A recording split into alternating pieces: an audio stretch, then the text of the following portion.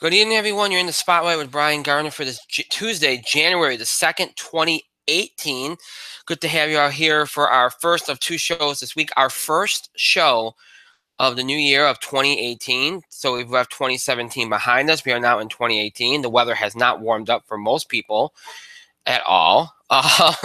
So it's pretty cold and frigid. So hopefully you're staying warm, and hopefully everybody's dealing with the winter weather as best they can, and everything's going as well as it can be expected for them.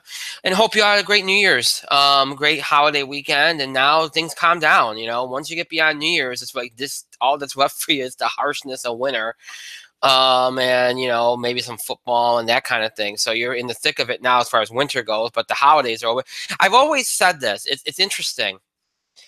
Uh, you know, it's interesting because when you got the holidays, yeah, you got snow and for me, pretty much from like Thanksgiving or even from scratch that, from like Halloween through New Year's. Okay, a lot the time goes by fast. The time really does go by fast. And that's simply because you have so much to do. You're preparing for Halloween, you're preparing for Thanksgiving, you're preparing for Christmas, and then you're preparing for New Year's. And everything is just like one after the other, after the other, after the other.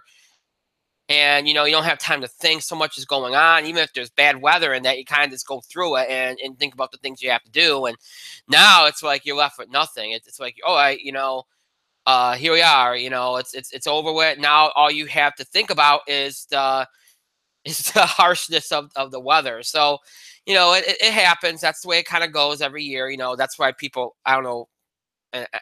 Sometimes you read about this seasonal depression center after Christmas, after the holidays. There's a little bit of a depression in some people because of the fact that the holidays are over, and it's and it's all you're left with is the weather, and really it can be a little depressing. It can, until you start to you get to like maybe early March, mid-March, when the spring weather starts to come into play, and then you start to come out of your haze a little bit and go, all right, here comes spring and summer, and you can start getting out there and doing things, going outdoors and stuff like that. But it's a cycle of things, cycle of seasons. That's how these things work. So we all know the drill. We all know, especially if you live in areas where winter hits pretty good.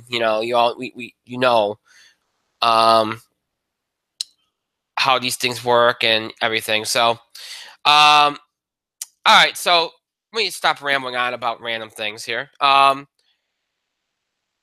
let's talk about what we got to do tonight, because we have a lot to do, and we have two shows coming at you this week.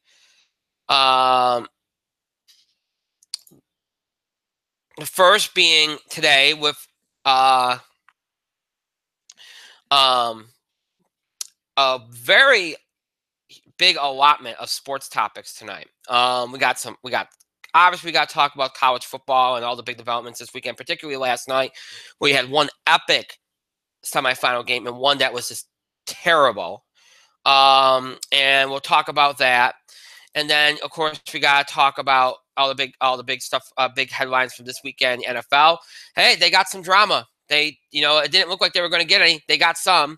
So we'll talk about that, and we'll preview wild card playoff weekend. In my mind, this weekend and next weekend are the best of the NFL playoffs, because I'll explain why later on. Then we got some college basketball to get to. We're not going to talk any baseball. There's been any developments in baseball anyways. We're not going to talk about it. So that's the big sports stuff. And then we got some wrestling, and that'll be the show tonight. And then Thursday, our entertainment show, box office beat, TV highlights, the return of the film picks of the week. All that will be coming at you on Thursday. We'll also be doing a special segment. We'll be doing two special segments. One is going to focus a little bit on what I've been hinting at for the last couple of weeks. I want to do a discussion of what they're calling the Last Jedi controversy. And I'll get into it more on Thursday. But what it is all the the things that have been going on with this movie and the way it's been received has been pretty surreal.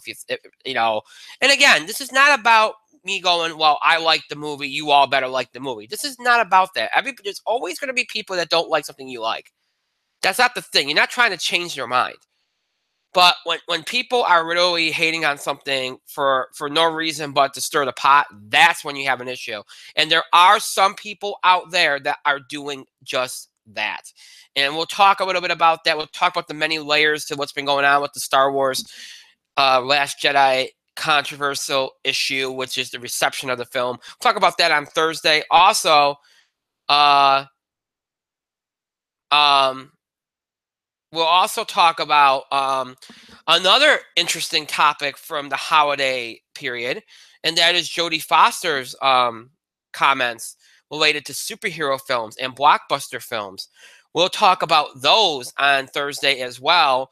And James Gunn had a brilliant response to it, and we'll get into that as well on Thursday, which I thought was the right way to handle it. Instead of just bashing her for her comments, he engaged her and recognized that there is a point in there, other than just bashing movies for the sake of bashing movies.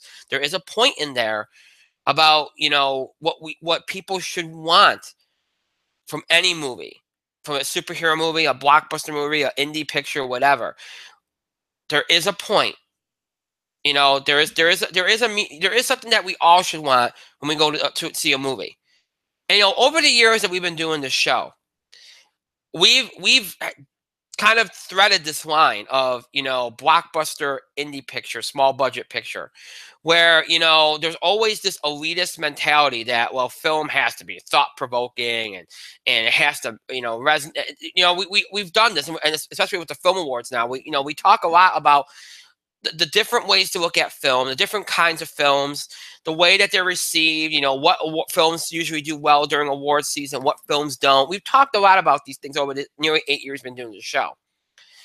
And, we'll talk a lot about it on Thursday in relation to this topic. But I think James Gunn's reaction to Jodie's comments last week really, really, in my mind, really illustrate the way to look at any film and what anybody should want from film. Because when it comes down to, we all want, in a way, we all want different things. Some people prefer to laugh. Some people prefer, when you sit down in a room, okay, let's say in a room with a group of people at a party or something, and you're talking randomly about movies, and you ask, what kind of movies do you like? Some people are going to raise their hand and go, I like dramas. Some people are going to raise their hand and go, I like comedies. That doesn't mean that you don't like, if you're a comedy fan, that doesn't mean you don't ever like an action film. Doesn't mean you don't ever like a drama. But that's your preferred style of film. That might be the majority of the films that you see are from that kind of thing. There might be somebody raise their hand and go, superhero films. All right? That doesn't mean you don't see any other movies. But then you ask this question. Well, what do you look for? What do you consider a good movie? Like, what do you look for? Now, that's not a general question that everybody asks at, it's not something that everybody asks. Usually it's just, what kind of movies, what's your favorite movies?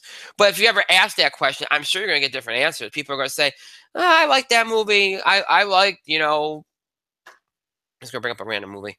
I like Jurassic World. Well, why'd you like Jurassic World? Oh, I like Chris Pratt. Or, I really like the way they re-energized the franchise and brought it back out of mothballs where it was sitting for 20 years and, nobody did anything with it. They evolved it and made it more current, and it stuck with me. I like this message or this or that. You're going to get different answers, okay?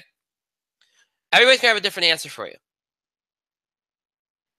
Now, again, you ask that question of anybody and they tell you your favorite movie and you ask them why they like that movie, they're going to have a different answer. Well, that's the thing. What you look for in a film. What do you personally look for in a movie? Okay, that's your favorite movie. Why is that your favorite movie? Is it because of an actor? Is it because of a director? Is it because of something else? It stayed with me after the movie because it was so thought-provoking and it made me think about this thing and that thing. There's always going to be a different response from any individual. And we'll talk more about that on Thursday because I think, again, as I said, James Gunn had a brilliant reaction to Jodie's comments. And I think instead of just going like, oh, you're being, that's a terrible reaction. There's a lot of people on Twitter that stuck to bashing her. And he looked in the comments and he found something that's like, you know what? There is something here that we all could pay attention to as filmmakers and as even audience members that we, when we go into a film, we should want. And I will point out those comments on Thursday and get into them and kind of have a good discussion about it, because I think it's the way he chose to respond and the discussion it elicits is very, very good. I thought. So we'll talk about that on Thursday. So got a couple special things on tap for Thursday. Also, Thursday is the day that the nomination ballots are due for the In the Spotlight Film Awards. And it came to my attention that I think I might have said that they were due today. They're not. They're due on Thursday. We're going to announce the nominations next Thursday. So yeah, those are due on Thursday. So 9 o'clock p.m. Eastern Time Thursday is the deadline for those. So make sure those of you that have not gotten in your nomination ballots for the 8th annual In the Spotlight Film Awards, make sure that you get those in. So far, I think we're not missing that many, which is interesting. It's awesome because the holidays and that, you never know how the changes we made with the time schedule. And I thought we would be in trouble, but we're not. You all done a very good job, and I think we're missing less than 40, so that's not bad. Much better than I thought. So nominations will be announced a week from this Thursday, which means that also next Thursday we'll open up the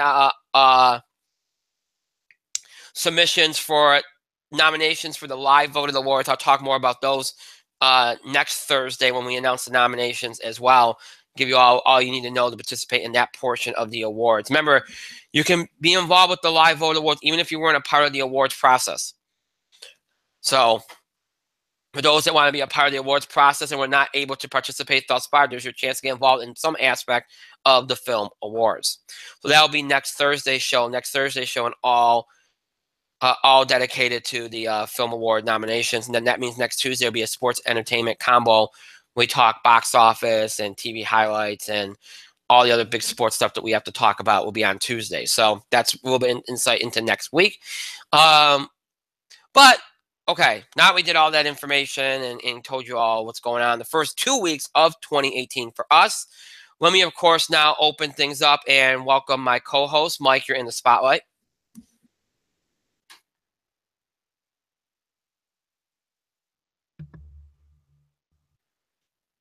Doing something very important. I know you are. How could you monster? I'm a horrible person sometimes. I'm sorry. Monster? Yeah, sure, but so are you. Yeah. Could you interrupt? Slightly constitutional. Rude of you to do so. Wholeheartedly accept your apology. That's good. That's good. All right, so let's get down to business here. Let's get going here. Because we got football, we got some basketball, we got some wrestling, we got a lot here going on. You're welcome. Yes. Part of my dog. She's barking, probably because somebody's home. All right, so let's get because I know there's a lot of stuff about the coaching carousel and all these other things that are going on.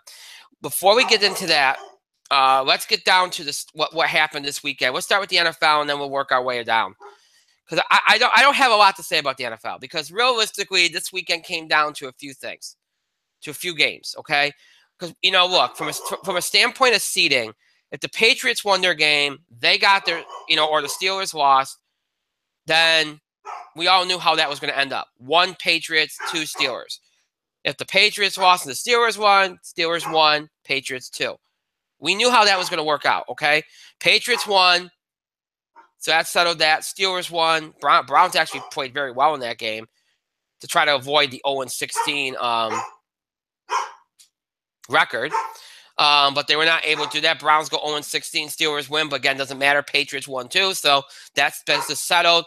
Jacksonville settled into the 3 because of the way things have gone. The Jacksonville game, of course, was important for another reason because Tennessee was in a position where if they win, they were going to be in. And we talked last week about how Jacksonville very likely would not have been playing all their guys. Well, they did. They played their guys. They played it. You know, maybe not as full on out, and they almost won. Tennessee only won by 5. So Jacksonville played. So you can't go crazy about that. Tennessee wins the game 15-10, so that put Tennessee in. Now, on the flip side, you had the Chargers, who were also up there. They needed to win to get in. They did win to get in. They beat the Raiders handily 30-10. Now, again, because Tennessee won, that does nothing for the Chargers. So Tennessee goes. But the thing that none of us really counted on in this whole mess, because I think we all assumed because they had been playing better down the stretch, more consistent, both on offense and on defense, we all thought that this was going to be no big deal.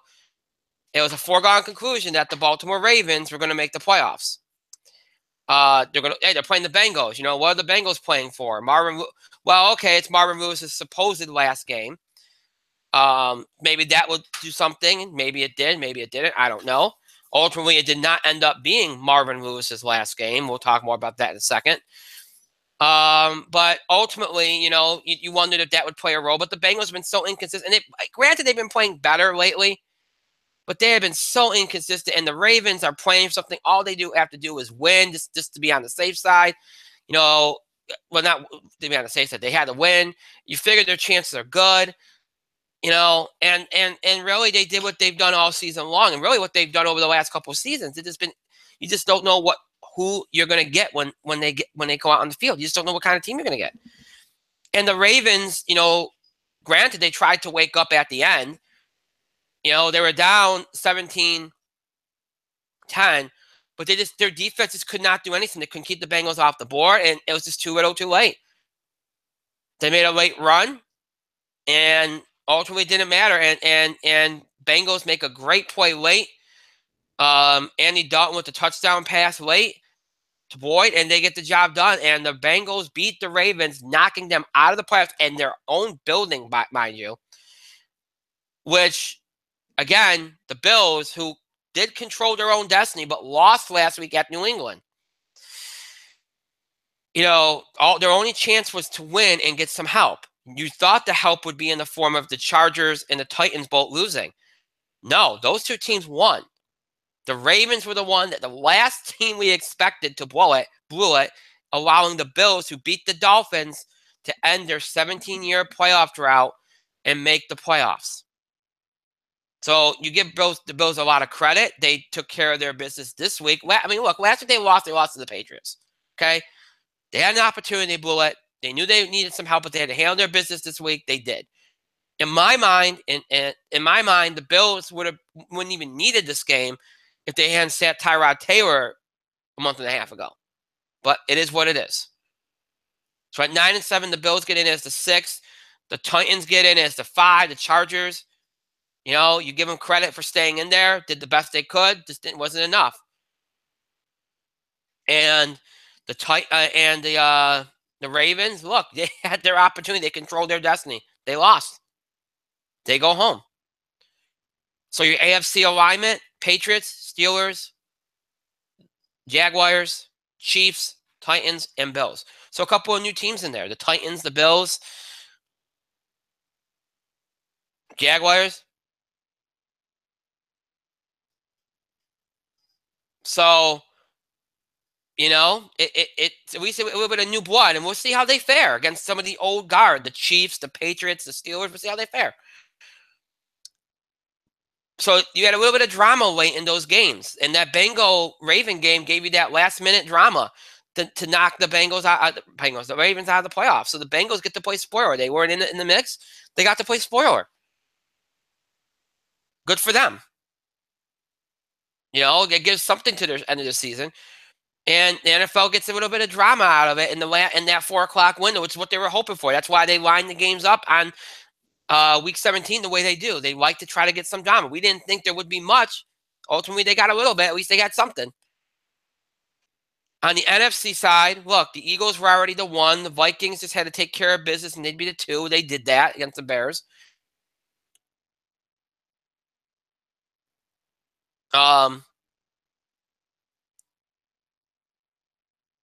Eagles lost. Didn't need to win it anyway, so it doesn't really matter. You know, they're already out in front of the Vikings, so it didn't really matter. So the Eagles ended up being the 1. Vikings ended up being the 2. So all that was really left on the board, because you knew who the 3 was in the NFC, the Rams. And the 49ers beat them. And you got to give credit to the 49ers for how they ended the season. Garofalo, they're going to be in prime position next year because he's turned it on for them. Then you had the 4. You had the NFC South to be handled, which, you know, again, came down to a couple games here. You had the Panthers and the Falcons. The Falcons won, which they needed to do. They were going up against Seattle. So there's a little bit of drama on the NFC side. But ultimately, those games ended up not being really good, close games because the Falcons beat the Panthers 22-10. And then Seattle laid a huge egg against the Cardinals, even though they came back late, lost 26-24, which knocks them out, puts the Falcons in. Saints dropped the game to Tampa Bay. We said that can happen. You know how they can be. They can be upset prone, kind of. You know, upset prone, kind of. That's what they are. You know, they can pull off these upsets, and they did that, and the Saints get knocked down. But again, ultimately, it kind of settled itself. So the Saints end up being the 4, Panthers the 5, Falcons the 6, with 3 NFC South teams make it, which is what we thought would happen. Seattle was the only team that we thought could potentially pull it. So you had a little bit of drama with the AFC, with the Bengals, the Ravens, and the Bills. The NFC, the Seahawks, the Panthers, the Falcons, the Saints. But it ends up happening. And again, the games don't end up being really heavy on the NFC side. I mean, the Bengal-Raven game obviously was tremendous. But on the NFC side, not a whole lot of drama. I mean, the Seahawks made a late push. But other than that, not a lot of drama there. Just drama in terms of, hey, how's this going to fall? So some teams took care of their business and it didn't end up mattering. Some teams took care of business and it ended up mattering. But ultimately, this is what you got. We said we got on the AFC side, NFC side, Eagles, Vikings, Rams, Saints, Panthers, Falcons. We'll have 2 NFC South teams playing each other in the wild card round, which, you know, obviously isn't a tremendous advantage to both teams. I think, you know, but yeah, you try to take advantage of it. You know, you see a team, you know, sometimes that's I mean, some people consider that a bad thing, but in my mind, I think you know, unless you've beaten that team twice, to me, it's not an all-out bad thing. When you beat a team twice, very hard to beat them a third time. There's a little bit of extra emotion there. But in this case, I think it's going to work out for both teams because they know each other, you know, and that's kind of how it works. But nonetheless, you know, those are the big storylines for Week 17. You get the Giants credit for knocking out the Redskins from a pride standpoint. You know, Cowboys beat the Eagles 6-0, but again, I don't think the Eagles really cared. You know, other than that, nothing much going on. It was what it was. You know, again, a little bit of drama. They got more drama than they probably thought they were going to get, especially with that Bengal-Ravens situation. But hey, at least it was something. That's all you can hope for in the final week of your regular season. You hope you get some kind of drama, have something at stake, and they had that. Even a little bit, that's better than nothing. So as you look at the picks, Panthers over Falcons, lost out on that one. Of course, again, there might be, you know, Panthers really were already in, so it didn't really matter for them. Bills over Dolphins was a win for me. Titans over Jaguars was a win for me. Again, I figured Jackson might not go all out. Saints over Bucks was a loss for me. I've 1 week I don't pick the Bucks upset. They pull it off. It's nice. Ravens over Bengals, that was obviously a loss for me. And Chargers over Raiders, that's a win. So 1, 2, 3 and 3 for Week 17, which, okay, you take it, it's 500. So that's how you end the regular season. So all in all, not too shabby. I mean, again, you had a little bit of drama. You know, better than what you, again, maybe a little bit better than expected. But all in all, it's kind of a microcosm of the NFL season. A little bit of interesting development, but not much else. That's pretty much the way it went. Some awful games. Good Lord. And I know not everybody's playing all out because some people clinch and all, but geez, wow. Now let's jump into the coaching stuff real quick because I don't have a lot to say. First of all, the obvious. Okay, obviously the Giants hired their GM already, so that's done. They're going to be looking for a coach. We'll see what happens there. John Fox, pretty much a foregone conclusion, he was going to get fired. Shocking that Denver didn't fire Vance Joseph. I thought they would. But maybe they figure injuries and stuff. Who knows? Give him another year. Hugh Jackson, I didn't think was going to be fired. I think they pretty much figured that team wasn't going to go anywhere. So we'll see. I mean, he'd definitely be a guy that's on the hot seat next year. Marvin Lewis was basically, look, it was kind of like a mutual thing. It's time to part ways. And now apparently they've gone back on it. He signed a 2-year deal. He's staying. I don't know whether the Ravens thing on Sunday played a role. I don't know.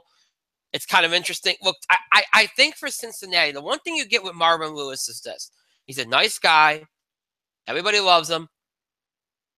Most of the time, you're going to get a good regular season. This year, it did not happen. They played very inconsistent. They got off to a slow start. They played better down the stretch, obviously, on Sunday. Who knows?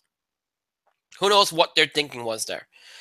But he's staying, so that's one job that's no longer open. And I really think for Cincinnati, what might have been the thing was this. They wanted to see, when they made that decision, I think they thought maybe there would be different candidates out there. Maybe they were thinking that more, maybe more coaches were going to be fired. Maybe there was somebody that they're thinking was going to be available that wasn't, that ultimately wasn't going to be available. I don't know what they're thinking, but to me, it read like, well, you know what, we're getting rid of him because we think there's somebody out there that we want that could be a better choice. And ultimately, that better choice didn't materialize. And when that happened, when they put feelers out there and they didn't like what they were getting back, maybe they didn't like their options. They probably thought, you know what, we're better off staying with somebody for a couple more years that we know, and we know what we're going to get and hope for the best. And I think that's why they did it. So Marvin Lewis stays. Oakland fires Del Rio, which I thought was a terrible decision. He's done a good job there. They were just in the playoffs last year. If Carr doesn't get hurt last year, who knows what happens? I know that they kind of fell off this year, but they had a lot of injuries. There was other things going on. I would not have done that. It looks like Gruden's going to get the job. I think, I'm kind of interested in that because I didn't, obviously for the last few years, Gruden's been a popular name. People have been trying to pry him away from ESPN. Now it looks like they're going to get the job done. Obviously, there's some connections there, but whatever. Gruden's a good coach, and Raiders are primed to win. We saw what they did last year, so maybe we'll see what he can do with them. Kind of ironic given Gruden's Super Bowl win with the Buccaneers, and here's the Raiders who faced him in that Super Bowl, and now he's going to be coaching them, so it's kind of ironic. Bruce Arians retires from the Cardinals. Most people thought he was going to be fired. Look, Bruce Arians is one of the nicest guys. And to me, that's the kind of guy you have a very difficult time trying to fire. Just like Marvin Lewis, I think you have a difficult time trying to fire him, which is why most of the time they have a sit down and like, hey, why don't we just mutually agree and you just resign or, retire or something like that. That's usually what happens when they just can't bring themselves to fire the guy. And so, look, Bruce probably knew he was going to be fired. The Cardinals kind of fell off the last couple of years. It is what it is. He's retiring. And look, he's a great guy. He deserves it. I hope he has a great retirement. We'll see if it sticks. But he is older and everything. Maybe it will. I don't know. Sometimes people retire and they say, I can't. I need to be back. So we'll see. But Arizona will be looking for a coach. The Lions fired Jim Caldwell. Probably figuring that they could do better than what they've been doing, which might be fair, I guess. They fired their coach. Colts fired Chuck Pagano, which really, there's nobody else to fire. There's nobody else to fire. I mean, they fired everybody else, so something had to go. Jets are going to keep their coach, which I think that's the right choice. Yeah, so, that's your coaching carousel. That's where you're at right now. So, you have some jobs available, some good jobs. You know, the Raiders spot's going to be filled. We got to know it's going to probably go to Gruden. Broncos are going to stick with their coach. Browns are going to stick with their coach. As I said, Giants' job is still open. Bears' job's open. Colts' job's open. Lions' job's open. Cardinals' job is open. So some jobs are open. Some pretty good jobs. We'll see if any more jobs open. There's always the possibility. A lot of people speculate about Dallas, and Jason Garrett. The Packers oddly got rid of their GM, which I thought was weird. We'll see what that means, if anything. Some people talked about that. You know, there's been a lot of people wondering about Seattle, maybe Pete Carroll retiring. That's apparently that's not going to happen, so no worries there. Obviously, the Bengals job's no longer available. So, you know, there's some good jobs. You know, we'll see what happens. You know, so we'll see what happens. So that's kind of the coaching situation. Now we look ahead to, as I said at the beginning of tonight's show, we look ahead to one of the two best parts of the NFL playoffs. Wild card weekend and divisional playoff weekend. These next 2 weekends, to me, are the NFL playoffs. Okay? Now, you know, granted that you got Championship Sunday and the Super Bowl. And those are great too. But I've said this over the years. To me, I like this weekend and I like divisional weekend because of the fact that you have 4 games both weekends, 2 on Saturday, 2 on Sunday. The more games you have, the more likely it is that you at least have some good game. Because when you get down to 2 games and then 1, if those 2 games are bad, if that 1 game is bad, then that's it. And I like to be entertained. I want these games to be good. I want drama. I want entertainment. I want them to be good games. And there's a much higher likelihood of getting something out of the weekend, something out of football if you have more games. And when you have 4 games over the weekend, next 2 weekends, chances are you're going to at least have 1 or 2 good games. And I think you have the potential here on Saturday and Sunday, at least having 1 good game both days. And we'll talk about next week when we get to it, because there's potential there to have some good games too. But we'll talk about that next week, depending on the matchup we get. Up very well. Based on what they had. I think Saturday they were damned if they do and damned if they don't. Neither one of those games could really fit as a primetime game, but that's what they're left with. I mean, because I honestly think both Saturday, I think the Titans and the Chiefs will probably be close early and be an okay enough game, but I expect it to open up late. Falcons and Rams, I think it's going to be a bad game. I guess you know what, when push comes to shove, I guess I would have flipped them. But, you know, the Rams, West Coast, LA, I guess you're going to put them at 8:15. So, I mean, I guess if you're looking for the better, as I said, I think at least 1 game on both days is going to be good. If you're looking for the better game, I think Titans-Chiefs is probably the better game.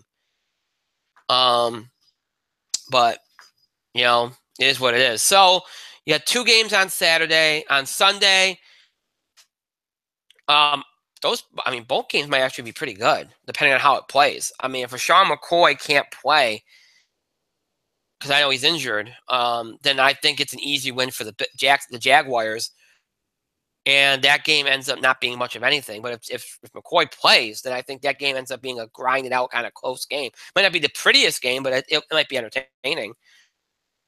Edition standpoint. And then the second game, which is an NFC South divisional game, essentially, that one should be entertaining.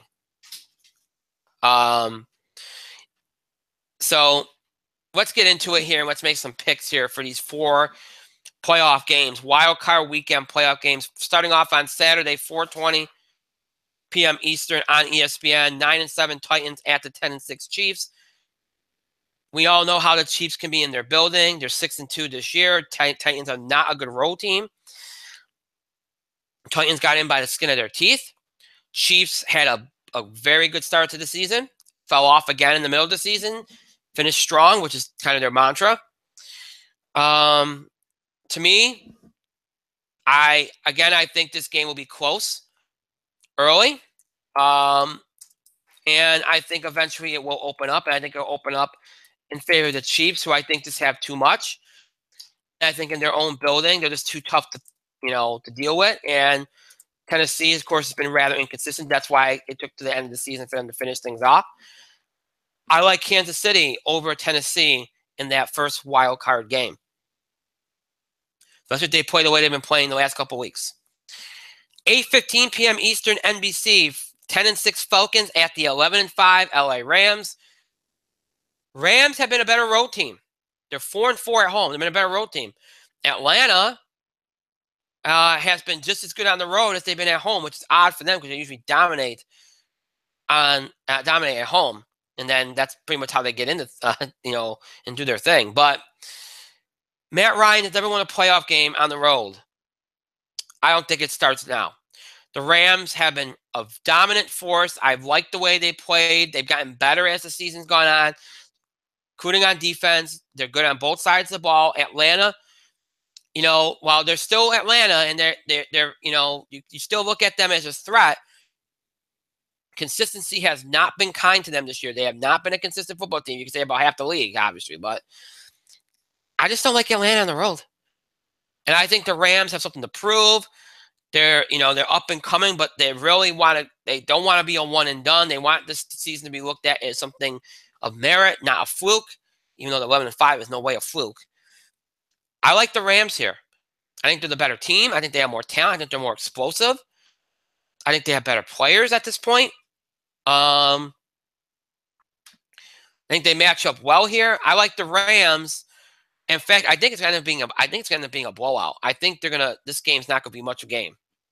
So I think the first game's going to be the better game. So I like the Rams over the Falcons in that second wild card game. Now, Sunday, again, 2 more games, wild card weekend. 1:05 p.m. Eastern on CBS. The 9-7 Bills at the 10-6 Jaguars. Did you ever think you'd be saying that about the playoffs? This matchup seemed unfathomable a couple months ago. And here we are. A Jacksonville team that's been very good at home, winning 6 of 8. A Bills team that's really struggling on the road, 3-5. Again, for me, if McCoy plays, the Bills have a chance. If McCoy doesn't, the Bills have no chance. The Bills are going to try to make this a lower scoring, grinded out game.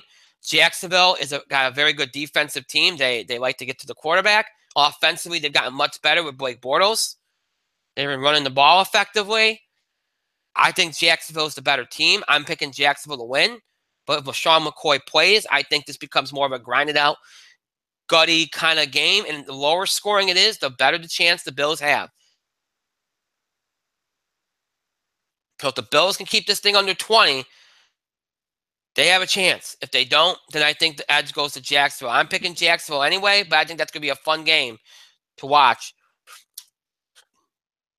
If LaShawn McCoy plays. If he doesn't, then I think it could be over pretty quick. But anyway, I'm going with Jacksonville over Bills because it's the more it's the result to feel better about because you don't know what the Bills situation is going to be anyway. So with LaShawn McCoy and so even if LaShawn McCoy plays, I still would favor Jacksonville, but not by as much.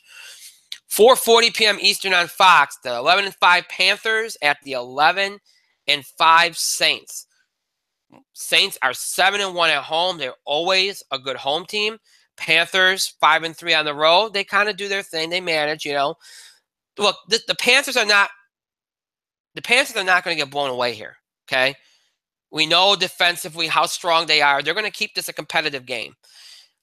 The question for me though is even if the Panthers do their thing on defense, okay, and they make this competitive, even when a good defense holds down the New Orleans Saints, they're a very hard team to outscore.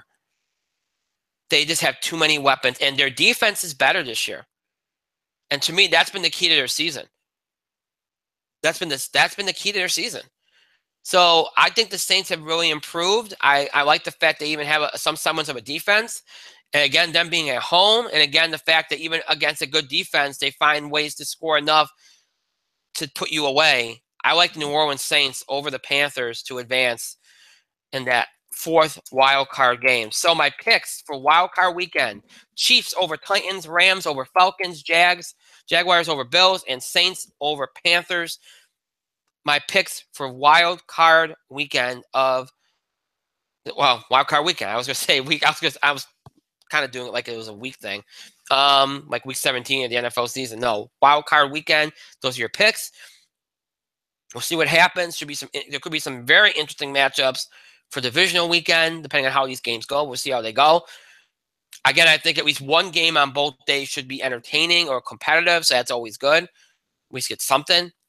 We'll see how it goes. We'll look back at it next week and see how we do on the picks and see how everything goes. Should be an interesting NFL football weekend here. Now that we're in the playoffs, hopefully things get amped up a little bit and we get some good drama and some good football. Okay, with the NFL done, we moved to college. And again, as you remember last week, we made some picks for all the games from Friday, I should say, on to yesterday, New Year's Day. We didn't do any previous bowl picks or anything like that. And honestly, there wasn't a whole lot of good games before Friday. I mean, there were a few good moments and stuff, but really, there's just so many games. And with teams some of these teams not playing for a few weeks, there's so much rust, and we saw that in some of the games over the weekend and in the games yesterday. They got to do something. Nick Saban commented the schedule and everything. They got to do something about the way they do things.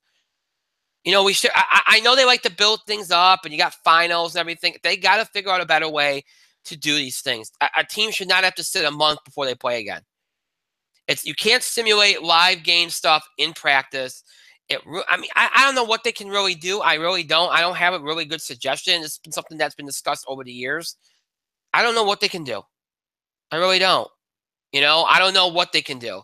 I don't know, short of cutting down the season, which is already short enough as it is, and having these games in November. I don't know. And look, college football on New Year's Day is such an institution. I don't know if you can move it off and make it early. I don't know. But that's a discussion for another day. And we have some bowl games to look back at. And really, as we look back at these bowls and how everything kind of came about and everything, look, again, before Friday, before we made the picks that we did make, there wasn't a whole lot of memorable moments and big things. And, there wasn't a whole lot. It just wasn't. It just wasn't. So, we start with Friday and we'll see how we did on our picks. So, I mean, look, Ohio State and USC on paper should have been great. It wasn't. USC laid a collective egg. Ohio State wins, so we won out on that one. I just didn't think they win by that much, but they did. Not much of a game, again. USC didn't really do their part. It happens. They look like a team that really did not like sitting for a month. They couldn't get any rhythm at all. We just talked about the schedule. That's what happens. That's what happens. Northwestern beat Kentucky. I had Kentucky, so that was a little bit upsetting for me. But, again, that was kind of, you know what? I thought Kentucky was the better team. They lost by 1 point. What are you going to do? Good. I mean, that wasn't a bad game, though. One of the better ones. That Kentucky went for 2 late. Didn't happen. Tough loss. NC State over Arizona State. I had that one, so I get a win there. Pretty much a blowout game, 52-31. I thought NC State was better. They proved that. Wake Forest over A&M. I had Wake Forest. Again, I thought they were the better team, so they not much, again, of a game there. Well, high scoring. They won by 3, but generally, and they had to make a nice come from behind there. But, it's every once in a while, if you watch, whether it's football, basketball, you get a high-scoring, close game, and it doesn't feel like much of a game. It's really interesting because I feel like there was just no defense. I like a little bit of defense. It was. Well, I mean, just look at the scoring breakdowns here. First quarter, Wake Forest 17, A&M 14. Okay, Wake Forest scores 21 in the second quarter. Texas A&M scores 14. Third quarter, Wake Forest only scores 3, but Texas A&M scores 14, and then the fourth quarter, 14 for Wake Forest, 10 for A&M. No defense whatsoever. That doesn't. I mean, every once in a while, an offensive game can be fun, but there has to be a little bit of defense. There was no defense in that game. And usually when you talk about Russ, you usually talk about offense. So that was one of those exceptions where clearly the defense had the issues, not the offense. No Russ there on offense for any one of those teams. But that, to me, you got to have some kind of defense. And that's what adds something to the drama and the suspense. Instead of just being like touchdown pass, touchdown pass, touchdown pass. But, yeah, good late finish there. And, with the come from behind for Wake Forest. Hey. New Mexico State beat Utah State in OT. That wasn't a bad game. I had Utah State, but that wasn't a bad game to watch. Let's see. Utah State loss. Saturday, Wisconsin over Miami. Not a bad game. Held up at the end of the bargain. And I had Wisconsin, so that's a win for me. I like that game. Was good enough for the Orange Bowl. That was good enough. Penn State over Washington, 35-20. Good game. Good game. I had Penn State. I just thought they were a better team, but that was a good game. Good solid play, good offense, some good defense. Again, that's what you look for. Offensive light shows can be fun, but not when there's no defense to speak of. Iowa State over Memphis. I picked Iowa State over Memphis. I thought they were better, even though despite the ranking for Memphis. Turns out I was right about that. Mississippi State beat Louisville. That was really surprising me by 4. Not a bad game. I thought Louisville took a little bit longer for them to get going offensively. A little surprised by that. Usually they don't have that problem, but sometimes, again, when you don't play for a month, sometimes some teams get rusty depending on how they play and how they are. So that gets us to New Year's Day and the big games on New Year's Day. UCF beat Auburn in a pretty good game. That one I lost out on. I thought Auburn was better. You've seen what Auburn did down the stretch. UCF surprised me. It was a good game. Back and forth, 34-27. UCF wins, making a case that they should have been in the playoff. Now that Alabama did what they did, maybe, look, going into the Alabama game last night, I thought UCF had a point, like, hey, maybe they should have been that 4th team. But then Alabama went and trumped Clemson. So, maybe there's some, what are you going to do? There's not enough spots. UCF probably should have made it, but when you can only take 14, what are you going to do? But they made a statement, and good for them. So UCF over Auburn, Notre Dame over LSU in a very good game, which started very, very slow.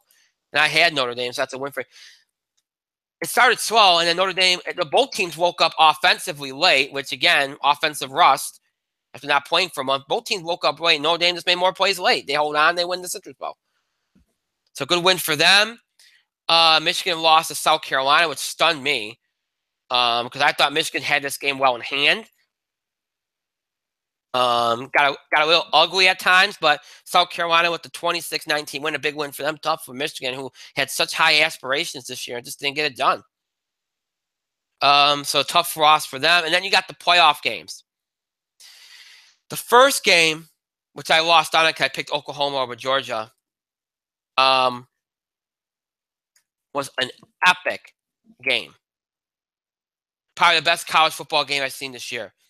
Back and forth, Georgia's down at the half, and such a small play, a squib kick gone wrong, that at the time you're thinking, oh, well, they just gave up 3 points to Georgia. That turned this game on its ear. Georgia makes the comeback. They get 14 in the third quarter. Oklahoma completely scoreless. Get 14 in the fourth, which equals what Oklahoma put out. Going to overtime. And I'm going to be honest with you, the play calling, Lincoln Riley is a good young head coach. But to me, the play calling in that overtime, and even at times in the fourth quarter, was terrible. You have Baker Mayfield, who had a great game. Why on earth are they running the ball so much? Why on earth are they running the ball so much? You got to mix the run. Yes, I understand that. But, boy, in that overtime, they kept running the ball, and they kept running the ball at the same side of the field. Georgia wasn't giving up anything. Why would you keep trying something if it's not working? You got a kid at quarterback with a cannon for an arm. Use them. I thought the play calling for Oklahoma late in the game and in overtime was terrible. I thought it lost in the game. No disrespect to Georgia, who made a hell of a comeback and locked things down late defensively, which is their mantra. But I thought Oklahoma let that game slip away, and I thought their play call made it worse. They just got rattled, and that was that. And terrible play calling. But that was a good game. That was a classic 54-48 Georgia over Oklahoma win. Classic, good game. Love that game. And look, the Rose Bowl gives you those kind of games. And that venue, that kind of game is so special to watch. Too bad the nightcap didn't live up to the hype. And look, I understand why that game was the nightcap. It's a trilogy, and the first two games were so good. I thought this game would be good again, but you heard me last week say this. I had a hard time believing that Alabama would lose to Clemson again after what happened last year. I had a very hard time believing. They had a chip on their shoulder. And look, here's the problem for Clemson, okay? All right, here's the problem for Clemson. Not only was Alabama motivated by losing to them last year, but Alabama was motivated by the fact that everybody, including myself, questioned them even being in this. For the first time, we questioned Alabama. Because down the stretch, they did not play well. Down the stretch, they did not look like a team that should be a playoff-bound team. They had double the chips on their shoulder. And this is a Clemson team, in my mind, that has not that really had not been truly tested. They've been tested to an extent, but not like they really, realistically, not when you compare Alabama, Georgia, and Oklahoma. Clemson, to me, had not been tested as much as the other three. And it showed. And the month off killed them. They could not get their offense going. They were sloppy. Deshaun Watson, people forget, Deshaun Watson took Clemson on his back last year in that game. He took them on his back in that game. The same way Jalen Hurts took Alabama on his back last night, in addition to their defense, which was phenomenal. Granted, Clemson looked very rusty early, which is, again, something that happens when you haven't played for a month. And they were sloppy. But don't take away from Alabama. Defensively, they were phenomenal in this game. Phenomenal. And it ended up being not much of a game to watch. I mean, look, it was close enough late going into the fourth quarter where you still it still had your interest a little bit, but really once you got to about the 8-minute mark of the fourth quarter, you probably turned it off because you knew Alabama wasn't going to blow it. So kind of a lackluster end, which is a shame given this rivalry and how everything has gone with it, but it is what it is. And it's the funny part is I picked Alabama last week on the show, and I ultimately, off the air, picked Clemson. So something was telling me that maybe Clemson might pull it off again. But last week I said I didn't think Alabama would lose them again, and my initial instinct was right. So now you got an all-SEC championship game, which, feels like something out of the BCS era now. Alabama, Georgia. So how do you feel about this? What do you look for here? And honestly, yes, there's a little bit of an advantage for both these teams. They play in the same conference. They know each other. Obviously, Kirby Smart coached for Nick Saban at Alabama for a number of years. So there's that. Both teams feature really good defenses. Both teams like to run the football. Both teams have quarterbacks that I think equal out. I think it's a fairly even game. I think it should be a competitive back and forth kind of game. I do think as for who I'm picking, I'm going to pick Alabama because I think they're on a mission. They're pissed. I mean, it's pretty clear they're pissed, and they're relishing for once being the underdog. I don't know if they'll be the underdog in this game, but they came into these playoffs as the underdog, as a team that nobody thought should be there, and they've relished it. They've relished it. And they're going to game plan. They have a week off here. They'll game plan. And they'll be ready. And they're one of those teams that doesn't have to, they can shake off the rustiness of the offense. and be okay because they have such a good defense. And really the same thing with Georgia. So I don't think neither one of these teams get to worry about that. And one of the advantages to these playoff games, once you play in that semifinal, if you can last and win that semifinal game, waiting a week to play, you're not that rusty. You're not that rusty because you played a week ago. And that's just like a regular season where you play every week. It's just playing that first when you play in that semifinal after you haven't played a month that kind of gets you. But nonetheless, I think you're gonna have at least a close competitive game on Monday night. Obviously, a lot of the country's gonna wish there wasn't an all SEC final, but hey, if you get a good game, you get a good game. I mean, last year at Alabama Clemson, granted they were in the same conference, but they're both from the South. So, I think it'll be close. And obviously there'll be history on the line with Nick Saban and trying to tie Bear Bryant. And I think it should be an entertaining game. But I'm picking Alabama. I'm picking Alabama because after what I saw them do against Clemson, I think they're back. And I think they're healthy. I think down the stretch they weren't always healthy either. I'm not trying to make excuses for them, but I think it's obvious that they weren't at their full capability. I don't think they're as good as the last couple years, but I think it helps now. Maybe they were one of those teams that liked the month off. They got healthy. They got a little bit of a break. They were able to game plan and get themselves in the right mindset, and you saw what they did. So maybe they took it. Some teams take advantage of it and don't mind, and some teams don't like it. But I'm picking Alabama over Georgia in next Monday's championship game. Now, how we do on the bowl predictions so far? Let's see. 1, 2,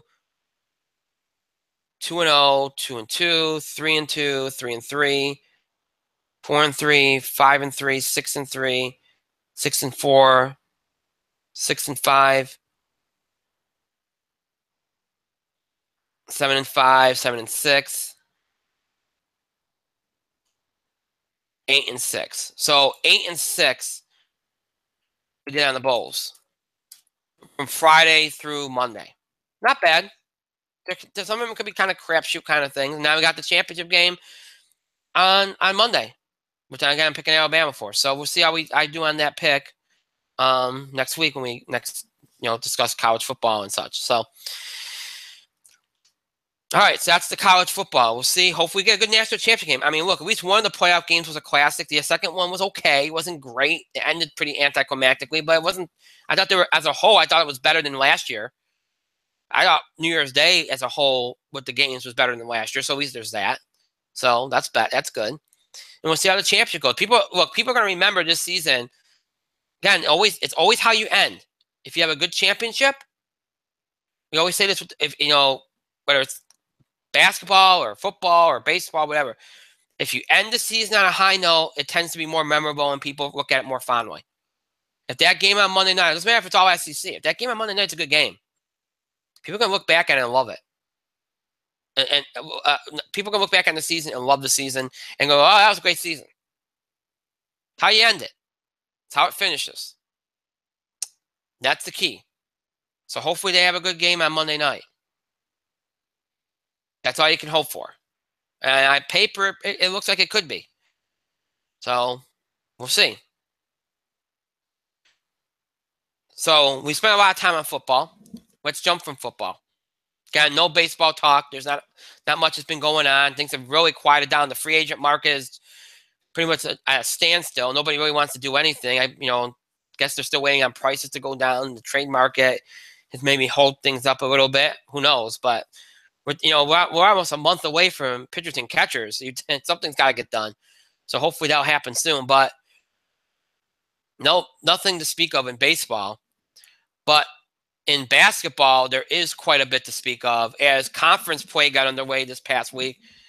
And really, there was some interesting developments. Some interesting developments over this last week. Obviously, with college football and everything, there wasn't a whole lot of games. But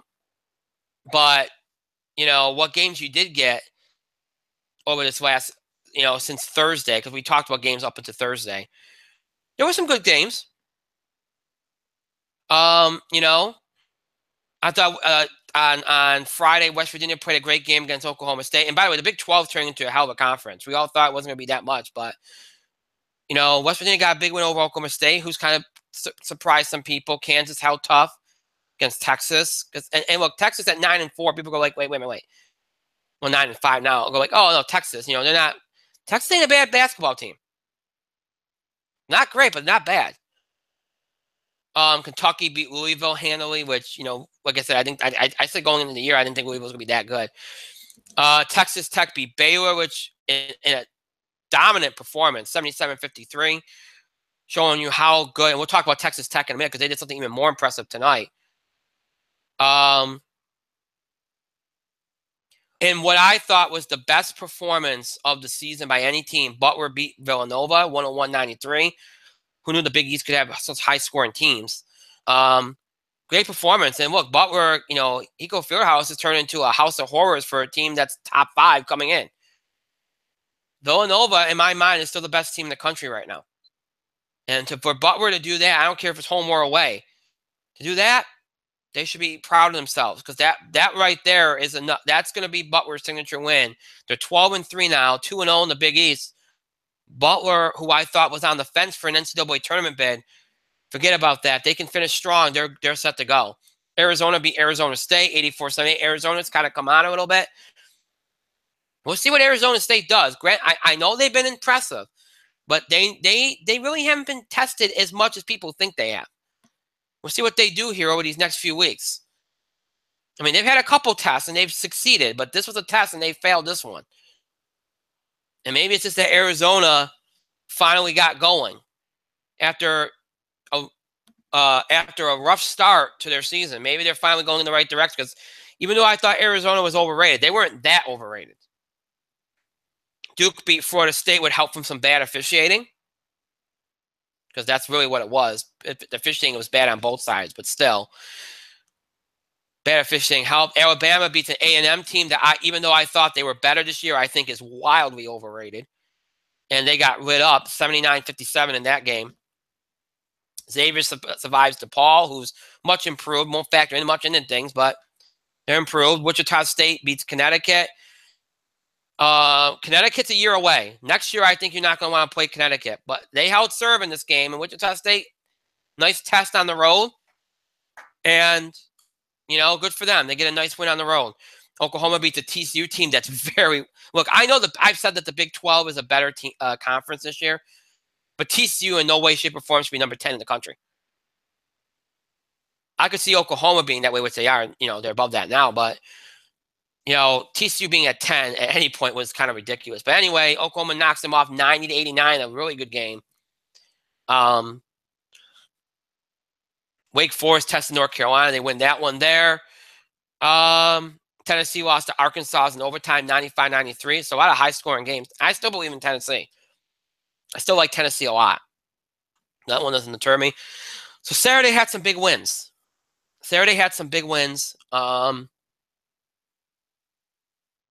Not much on Sunday to speak of. Monday was obviously New Year's Day, so there was not much going on except for West Virginia, Kansas State, which West Virginia survived a valiant effort from Kansas State and won that game. Now tonight, some big games. Xavier beats Butler after Butler beats Villanova, so good. Big win there for Xavier, who's now number 5 in the country. TCU beats Baylor by 3. It's a nice rebound for them in overtime. Auburn beats Tennessee. So now, like I said, I still believe in Tennessee. I still believe in them. Now, Auburn's 13-1, so you got to start looking out at them. But Tennessee has to get their act together because they're starting to go, and if they go too far in the other direction, they're going to be in some trouble. They're already 0-2 in the SEC. They're starting to go the way of Florida, where everybody buys into them, and then all of a sudden they start laying eggs. But let's talk about the big development tonight. 2 things. Florida's beating A&M with 3 minutes left, 77-56. Florida, of course, at one point was a team that everybody thought could be a Final Four team. And they fell on hard times, dropped to 9-4. Well, they're beating number 11, A&M, was number 5 last week by 20 on the road. So this could be a big signature win for Florida. And then I mentioned Texas Tech and what they did last week against Baylor as a kind of representing Baylor being that old guard that's kind of been dominating the Big 12. Texas Tech is beating Kansas in Kansas 65-58 with under 8 minutes left. It's not done yet, but if they pull this off, to be 2-0 in the Big 12 and having beaten Baylor in Kansas and to also have beaten Kansas in Kansas, be a huge week for Texas Tech, and could signify some interesting developments in the Big 12. So we'll keep an eye on that tonight. That's obviously a game of significance. So some big developments over the last week. Some of these conference games brought some big headlines. I talked for a while. Mike's going to remind me of that. He always does. So, but Mike, I want to bring you in here. I think you'll probably talk about Villanova, but what were your thoughts on this week in college basketball?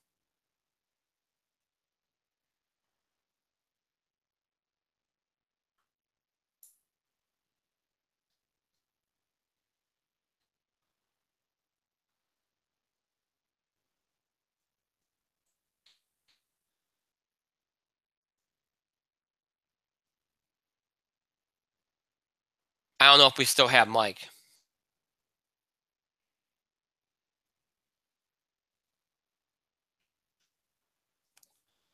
Either that or I did talk for a very, very long time.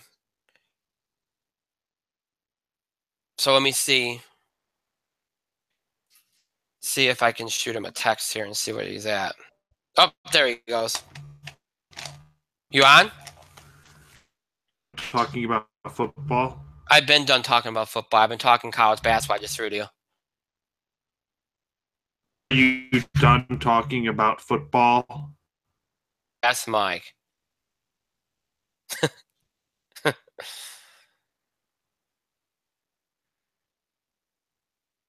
Are you? Okay, we're having some technical problems, which happened the last time he was on too. I don't know. I suspected. That's why I kind of stayed quiet for a few moments, because earlier tonight when he first jumped on, it felt like there was a little bit of a lag. So, so that's why I kind of was like, okay, let me make sure when I throw to him that I give him a little bit of time to talk. What? Okay, you back? Well, I had to switch platforms again, so That sucks. Okay, well, I was just explaining that I could tell that something was off earlier. I should have said something earlier when you first came on, because I felt like there was a lag. There was a lag. Yeah, so that's why when I threw to you, I kind of left the dead air for a little bit, because I wanted to give you a chance to kind of receive it. I did receive it. So, yeah, but yes, I did talk for a while. I'm well aware there was a lot of football. Thankfully, that's the last week. There's going to be a lot of football. So I can't wait for the days where you have to do this extra show, so I never have to hear about football. It's coming. But yeah, but I'm sure you can discuss some basketball, and it was a big week of basketball. So why don't you go ahead? Do what? Discuss basketball? Well, I wanted your thoughts. I know that there was conference play this week and everything. I covered a few things, but I left some things open because I figured there's things that you'd be better suited to talk about. So I'm sure there's things that I'm better suited to talk about. I'm still trying to gather my wits, because holy shit, you talked about football for I don't know, it was a million years. Yes, it was a lot. There was a lot. It was a lot of nonsense. You could have covered it by saying, "Oh, shit was happening. Nobody was stabbed this week. That was good." Oh, Jesus. Oh, my God. Oh, my God. Oh, my God. You're horrible. Nobody was stabbed this week. There were no terrible things. And, oh, by the way, there were no presidential issues this week, so who cares? Good Lord. Good Lord.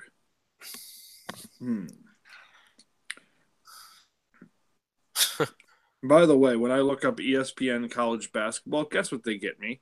Guess what they give me? When I want ESPN college basketball, they give me college football. Yeah. I'm surprised they didn't give me the NFL.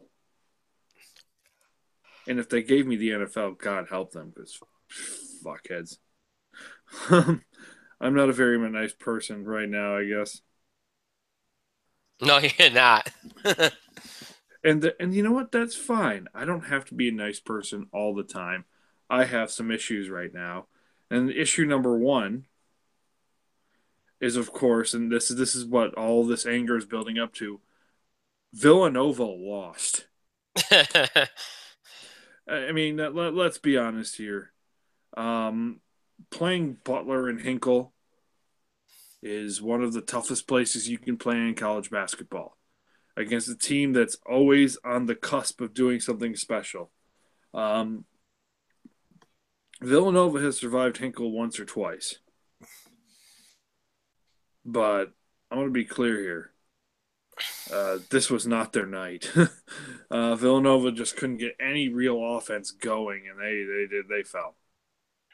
And it's rough because Villanova is, I feel like they're the most complete team this year. I sincerely feel that way. And when it comes tournament time, Villanova is going to be a tough team to beat. And it's kind of more of a kick in the face because Butler couldn't sustain that, and they lost to Xavier tonight. Butler lost to Xavier tonight. But they played that game at Xavier, and Xavier's their team you can't kind of look past either. So can't complain. We got upset watch going, I guess. I think you mentioned it. Yeah. 2 upset watches. Oh God, Mm-hmm. 3 upset watches. Oh Lord. Oh Lord, we are in for a crazy night of college basketball. Texas Tech is up by 8 on Kansas in Lawrence. That's kind of fucked up. Florida's finally woke up and they're just beating the shit out of Texas A&M. Florida sucked all non-conference, so here's what they're gonna do: they're gonna get all these quality wins in conference. So like, hey guys, we got some decent wins out of we got some decent ranked wins. That's exactly what they're gonna fucking do. It's embarrassing. That's what it is. And Arkansas and Mississippi State, that's tied now. 22 Arkansas is in a bit of a war with a team that if they win this game, we're going to be have to hearing about for the next 2 months about how they're on the bubble because they got their quality win against Arkansas. God help us all. God help us all. But yeah, Villanova lost to Butler, and it was a rough moment. It was a rough moment in time. Sorry, I'm trying to pull up some of these scores.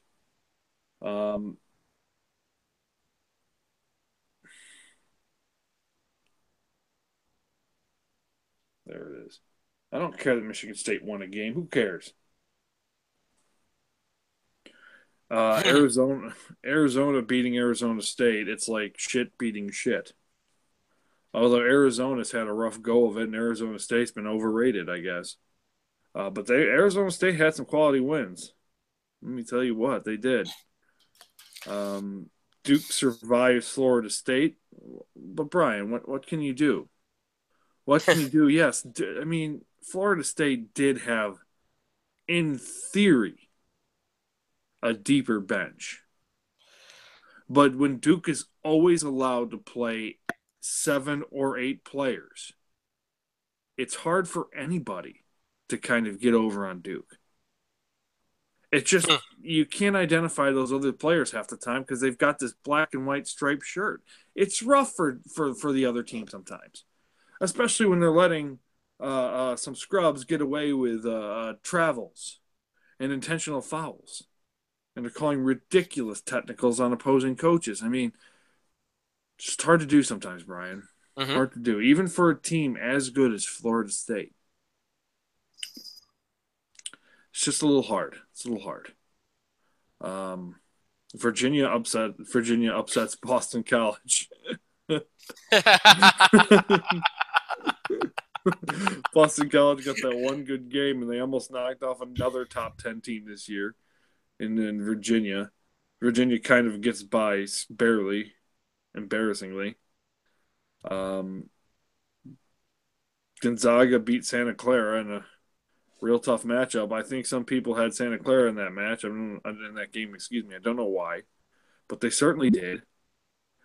I get the feeling Michigan State's goal this year is to play games on the weirdest days of the week. With the games where every other team plays Tuesday, Saturday, occasionally a Thursday. Michigan State's like, fuck that. We're gonna play games on Fridays and Sundays this year. And the Hmm. teams are playing right now, it doesn't matter. Michigan State's still avoiding Big Ten games by playing Cleveland State.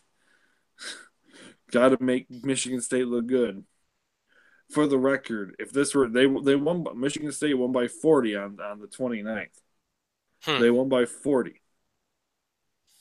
Excuse me, they won by 50. They won by 50. If this happens in the NCAA tournament, Cleveland State wins this game by 2, maybe 3. Brian, can you imagine? That's a 47 point turnaround. It All you is. have to do is change the calendar 2 months. And Cleveland State's the immediate favorite. Oh, don't buy into Michigan State, kids. Don't do it.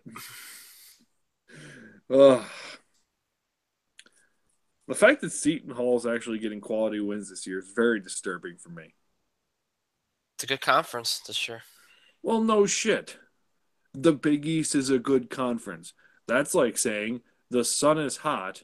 That's like saying grass is green, snow is cold, and you have a wisp. Oh, Jesus. These things are just a fact of life. And the fact that Seton Hall is getting good wins in a good conference is interesting. Seton Hall could be one of those teams that you might see in March. And unlike Michigan State, they're one of those teams who could do some damage depending on who they play. Right. It's all about matchups, Brian. You know this. No, I know. Speaking of matchups, Syracuse won a game. Syracuse won a decent game against Virginia Tech. Yeah. Right? It's impressive. They actually won a ball game. They actually won a ball game. They actually won a baseball game. Well, I mean, Syracuse doesn't have a bad baseball team. Let's not call that spade a spade. But when it comes down to it, and we're keeping it local because that's where we are. Syracuse has an interesting schedule going forward. I mean, Wake Forest, despite their 7-6 record, is the 2-point favorite because they're at Wake. Now, Syracuse doesn't have any issues playing at Wake Forest. In fact, Mhm. there's only a few teams in the ACC who have an actual issue at playing at Wake Forest. Syracuse is not one of them. In Wake Forest, I think they're coached by Josh Pastner. Yeah. As far as Rick I think so, yeah. And as I've mentioned off the air, and I'm going to mention on the air, he's Rick Barnes light. He can recruit. Coaching's not all there though. But who knows? Who knows? So Wake Forest. Excuse me. Wake Forest could put up a game. It's going to be an interesting game. I'm looking forward to not watching it. Wake Forest put up. Actually, Go ahead. I'm wrong, Mike. It's not Josh Pastner that coaches Wake. Oh yeah. Danny Manning. Oh, Danny Manning. Danny Manning, is that the former NBA player and Mm-hmm. Kansas standout? Yep. He was a former Clipper star, and you could play Danny Manning, I believe, on the LA Clippers in NBA Jam, the old Genesis and Sega Classic. Genesis and SNES Classic, excuse me. Or in arcades. Maybe not the most recent one, although that game wasn't bad. I mean, Syracuse might have beat beaten Virginia Tech, but Wake Forest's last game was rather impressive. They took North Carolina to the wire. Syracuse came out and had a good first half, and they almost shit the bed in the second half. So if Syracuse plays two halves of basketball, I don't think Wake Forest wins. But that's my analysis, and that's because they're local, so I'm analyzing that game. Josh Pastner coaches Georgia Tech. That makes sense. Yeah. I always get them.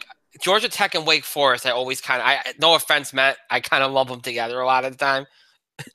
Wake Forest, I like Wake Forest. I generally, I've always liked their team. I've always liked their college. I've always liked Tim Duncan went there, and of course Tim Duncan is the mightiest of centers, soon to be first ballot Hall of Famer.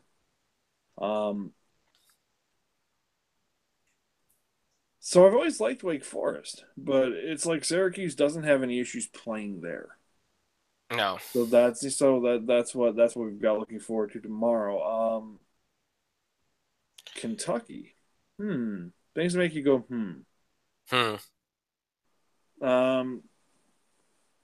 because ESPN's front thing is like, oh, there's a lot of questions in the state of Kentucky. Sure is. Louisville's not all they've chalked up to be. I wonder why.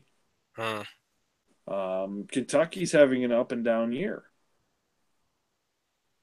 And if you really look further back, the SEC conference, has been carried by the teams that you wouldn't expect. And Kentucky's they're unique. They're unique in that they're not all there yet. But even when they're all there, I don't know if they're going to be as good as Kentucky teams past.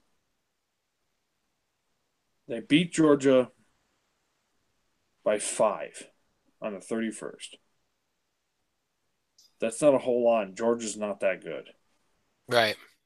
So if you're Kentucky, yeah, there's a lot of questions. Sure, you're the 16th ranked team in the country. And sure, anybody on any day can beat you. But you are Kentucky. You played that game at Kentucky, and you should have blown Georgia out of the damn building. Right. So there are questions for Kentucky. And yes, I'm only using that one game as a point. And by the way, they had to rally past Georgia. Rally past Georgia. So I'm only using that one game as kind of like a litmus test for their entire season. Because there were a lot of expectations with this Kentucky team. A lot of expectations. They're 11-2. 11-2. They got they got beat by Kansas. I'm trying to find their other loss. And they got whooped by UCLA. They ran Louisville out of their gym. That's not surprising. And they barely get by the Georgia Bulldogs. So when they have an actual challenge coming in their gym, like in a few days, they're going to have Tennessee kind of wander in. Excuse me, they're going to wander into Tennessee's gym. And a few days later, they've got Texas Tech.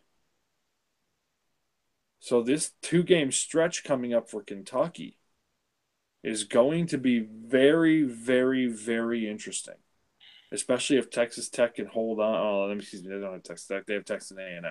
But Texas A&M is still ranked, as of right now, the 11th ranked team in the country. Texas Tech is on the brand because they might pull off this upset, Mm-hmm. So Kentucky's got a 2-game stretch that'll really test their mettle. Because they've got 2 really decent ranked teams in a row. And I never thought I'd say that about the SEC. The SEC actually might have 3 legitimate teams this year. I don't consider Florida legitimate yet. I really don't. They've got a long way to go. Right. Especially since they effectively shit the bed non-conference. So yeah. there's a lot of interesting through lines, and I just highlighted a few of them this year so Right. far. And by the way, Texas Tech is up by 8 on Kansas in Lawrence, Kansas. By the way, Yep. they're in the field house. 2 minutes left. 2 minutes left in the game. And looks like Arkansas is about to shit the bed against Mississippi State. Well, some things don't surprise you. Mm-hmm. Yeah, that game went final. Yeah. Yep. And, well, to be fair, I just mentioned Texas A&M. Yeah. Florida just blew them out at Texas A&M. Florida needed that though. Florida needed to get a good win, but because Florida again shit the bed in non-conference, so they needed it. But if anything's good, we were talking about Texas Tech beating Kansas. Yeah. To me, things that make you go That's the most significant. By the way, I mean it's an interesting night for the SEC. Florida beating A&M the way they did, and then Auburn beating Tennessee. And in case you're wondering, folks, Auburn is coached by Bruce Pearl. Yep. So there's that level of interest too. And Auburn's 13-1, and granted, you could say they haven't played it, but still, if they keep racking up wins, they're going to be in the tournament. So if Auburn can knock off the other two ranked SEC teams and Florida, they're in. They're definitely in. They're in. So, I mean, it's been an interesting night for the SEC. It's been an interesting night for the Big 12 with TCU. Baylor's kind of falling off here. TCU needed that because they didn't belong. I didn't say they shouldn't be ranked, but they shouldn't have been number 10 in the country. Mm-mm. So, but they're kind of right where I think they should be right now, which is 16. They just beat Baylor, so good for them. Right now, Texas Tech has the 9-point lead on Kansas with 1:30 left. So if they can hold that, for Texas Tech to be in Baylor and then Kansas in Lawrence, doing that in 1 week, to me that's just very remarkable to do that. One of the things you need to watch out though with that game is possession arrow is in Kansas's favor, and Kansas has scored, so it's 7 points. And Kansas lead. And if Texas Tech can get this win tonight, okay? Because I had to look this up. Because I remember we were talking. Remember last year during the bubble watch, a lot of teams did poorly on the road last. That was like the big storyline. That's what kept Syracuse out of the tournament last year. A lot of teams did very poorly on the road last year. I was looking up. I was thinking about Texas Tech. I knew they were one of those teams we talked about last year. Like, well, geez, they haven't done anything on the road. If they ever won any road games, they'd be in good shape, right? They were 0-9 on the road in the Big 12 last year. Mm-hmm. So if they win at Kansas this year, that's already an improvement over what they did, kind of puts it, and they're up by 10 now. So, look, 3-point play, yeah. Yeah, so if they can hold serve here, I mean, this is huge for them. That's huge. Because you got the win in their building. You get a chance at them again later in your building. So, I mean, to get the game out of the way at Kansas early and get it done, that's a huge confidence boost. So we'll see. I mean, that's huge. Another significant, you talked about Villanova and Butler. Xavier beating Butler tonight. Yeah. Significant. So, and Xavier is quietly 15-1. I said Xavier's going to be a good team, but Xavier is quietly 15-1 and the 5th ranked team in the country. Yeah, which I'm going to be honest with you. I don't know if they deserve to be 5, but they deserve to be top 10. But there's the thing. Here's the thing, though. But if that game was played at Butler, we might have had a different outcome. Yeah, and then that game was played at Xavier, and Xavier is also a very tough place to play. Right. So you're right. If Xavier's at Butler, I think we're talking about that Butler beating 2 top 10 teams in the same week. Mm-hmm. I honestly believe that because Butler is a different team in their building. I'm not saying they're not a bad team on the road, but they're a different team in their building. Everybody knows that. They're just a different level of talent in their building. So, but it's been an interesting night. And, right now, Texas Tech's up by 12 with 15 seconds left. So I think that game's done. I think that game is done now on ESPN because they do this win percentage now on Gamecast.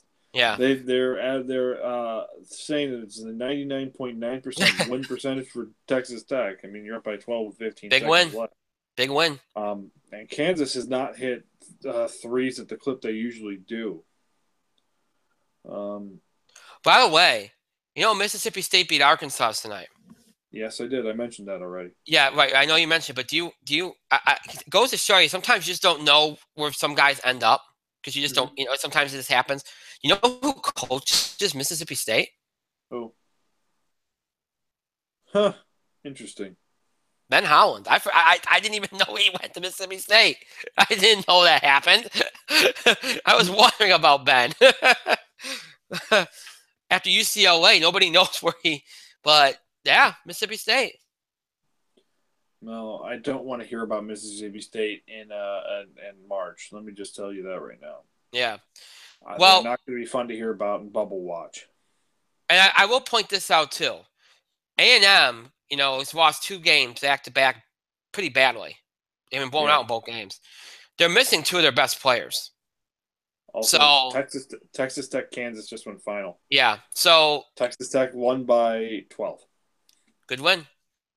Great win. So they're great win. And to do it by double digits, that's going to go a long way. When seeding time comes in Kansas, yeah. When seeding time comes, you're trying to seed. You look at that win. You're gonna give them a little bit of an extra edge, and that's fair. That's fair. Winning that building by that much, that's fair. Every time Kansas put up a little bit of a mini run, they answered. So, but when we look at A&M though, just going back to them, you're gonna look at this and go, all right, maybe they're missing 2 of their players. We'll see what they do when they get them back. Yeah. And maybe that changes things, but. Tonight's an interesting night. Over the next week, there's going to be some interesting games. North Carolina, Florida State tomorrow. I would keep an eye on Clemson, BC tomorrow because BC's quietly put together a 10-4 season, and Clemson has got ranked. That could be interesting. Oklahoma State, Oklahoma tomorrow. Virginia, Virginia Tech. I think Virginia Tech's going to win that game at home. Because again, same thing like Butler. Virginia Tech's a different team in their building. Yep. Ask anybody that. An interesting game on Thursday that's not getting a lot of attention because they haven't been tested yet, but they've been good. Houston's got Wichita State on Thursday. Now, I still think Wichita State will win because I think they're one of the best teams in the country. But Houston, just keep an eye on that one. That's a little bit. It is at Wichita, but keep an eye on that one. Michigan State on Thursday. We'll see. Michigan State's primed for an upset, I think. It could be Maryland. Arizona, Utah might be interesting. I'm sure. Brian. Yeah. You're right. Michigan State is primed for an upset. They have to practice for March. Yeah, they do. Although I wholeheartedly agree with you on Houston, Wichita State. Now, it's a good, interesting game to watch. On Friday, Wisconsin's going to Rutgers. And if you watch Wisconsin, and Mike, you've watched Wisconsin, they don't really score a whole lot. What has changed in literally? Okay, they're not as good on top of not scoring a whole lot. They're 9-7. They're 9-7. Yes, and Rutgers is 10-5. So yep, that could yeah. So, but I don't think it even qualify as an upset. But still, if you're wondering about Wisconsin, think they have a chance, they could lose their chance in that game. Yep. Louisville, Clemson on Saturday, which might be an easy one for Clemson. Louisville just looks like a lost team. North Carolina, Virginia on Saturday. Seton Hall at Butler. Well, that should be good. Hey, Butler can still knock off 2 ranked teams in a week. Texas Tech will get Kansas State at home on Saturday, which might seem like a little bit of a drop-off. No disrespect to Kansas State after tonight. But, I don't know. Kansas State's coming off of a quality win yesterday. Yeah. Well, they lost yesterday. Oh, never mind. Yeah, they lost to West Virginia. Remember, we watched that game. Yeah, Kansas State is coming off of a really quality ass-kicking yesterday. My fault. Arkansas goes from their upset loss tonight to playing Auburn on Saturday. We'll see. Auburn gets another ranked team. And then you got Oklahoma, West Virginia, number 7 versus number 6. That's interesting. Marquette and Villanova, Kentucky, Tennessee, and Kansas, TCU. And that game's at TCU. So TCU wants to do something of interest. They can knock off Kansas in their building. Absolutely. And then other than that, I don't see anything. Florida State, Miami on Sunday. It's not a bad one, but nothing great. I think you skipped one. Are you talking about SMU? No. Well, I mean, I could be talking about SMU, but I'm not. SMU Cincinnati. Did I miss a game? What did I miss? All I was going, well, on Saturday, there was Duke, NC State. Well, yeah, I guess so. All right. No. Okay. Well, here's the thing. No, Duke is 13-1, sure. And they always have an 8-on-5 advantage, but that game's going to be at NC State. And NC State is quietly 10-4. Okay. All right. Things that make you go, Yes. That could be an interesting game to watch. Yeah. Okay. All right. I didn't. That's a good game. That's a good game.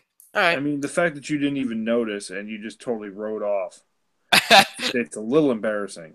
8-on-5, Mike. What? 8-on-5. While yes, occasionally NC State is the team to knock off Duke. So yes. Yeah, that's true. I'm well aware that the 8-on-5 thing applies to every Duke game ever. Next Monday, there ain't too many games because of the national championship. Next Tuesday will be a huge night when we're on the air. You got Baylor, West Virginia, Texas Tech, Oklahoma, A&M, Kentucky, BC, North Carolina. Boston College, I think, is a team that people are going to have to give some credit to a little bit because they scare you a little bit.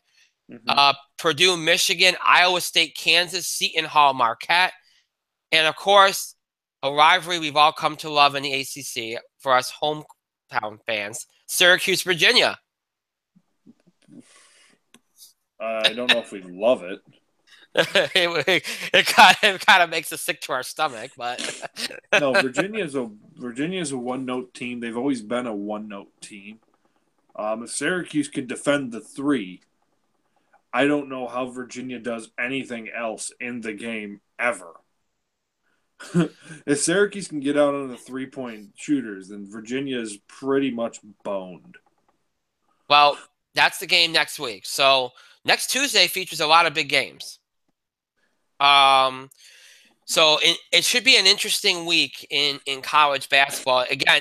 And what have I always said? We'll see, once we get 2 weeks into the conference,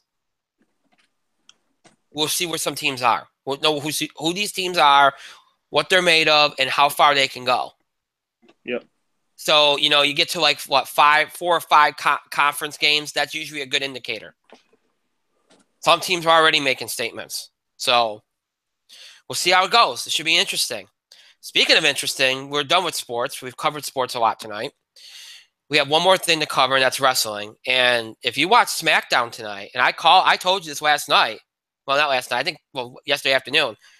What would happen if they added a third person to a WWE title match? Oh yeah. Oh, you don't know?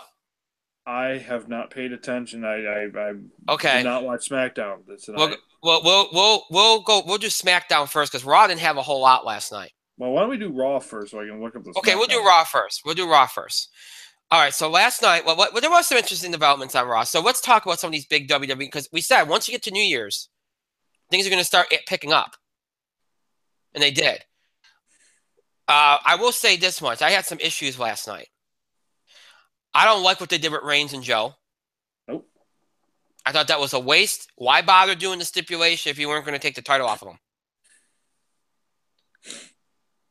I mean, I know what the reasoning is. It's going to be like, well, we made you think we were going to do it, but we didn't.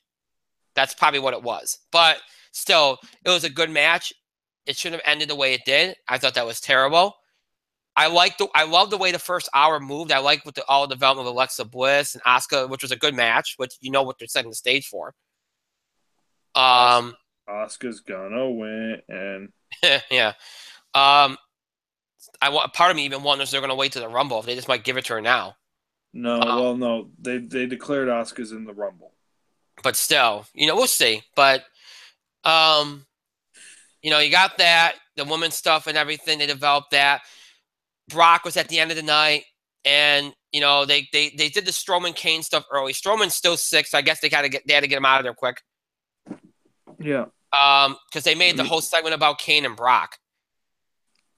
Which they had to do. Yeah, think about it. First time they faced each other, and it was cool. Brock kind of mocked Kane a little bit. It worked.